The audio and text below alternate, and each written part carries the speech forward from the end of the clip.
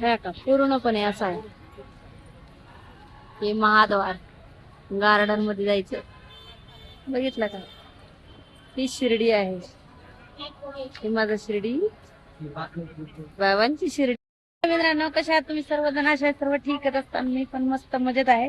तर चला तर म्हटलं आज तुम्हाला ना फुरसतनी पूर्ण मंदिर परिसर दाखवतेच. म्हणजे एवढी रिक्वेस्ट असती की मंदिर परिसर बघायची.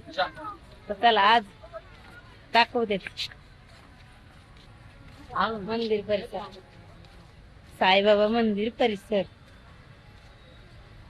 कसा वाटला?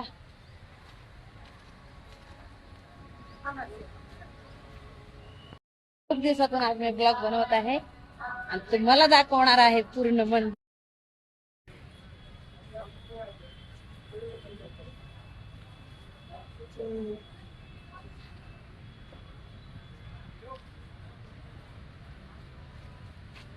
सर्वांचं म्हणणं होतं, ताई तुम्ही शिर्डीत असतात, आम्हाला तर शिर्डीचं कधी दाखवतच नाहीत मंदिर वगैरे.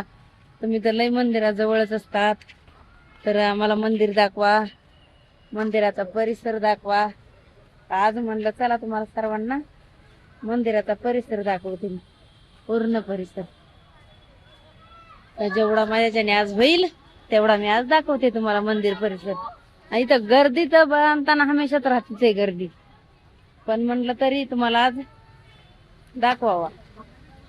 त्याच्यामुळं चालली कोशिश, दाखवते पूर्ण तुम्हाला. कधी जर आलात तर हे बघायला बिलकुलच विसरू नका बरं का. हा ना, जरा विसरू नका बिलकुल सुद्धा. ते बघू शकता तुम्ही इथं, इकडून एक नंबर दिसते का नाही बघा. हे गार्डन आहे. हे गार्डन ज्येष्ठ मंदिरच्या समोर, म्हणजे 4 नंबर गेटच्या समोर आहे. तुम्ही जर शिर्डीला आलात ना, डायरेक्ट 4 नंबर गेट मधून तुम्ही जर साईबाबाला दर्शन घ्यायला तुम्ही आलात ना, 4 नंबर गेटला तुम्हाला हे सर्व नजारा हे बघायला भेटेल.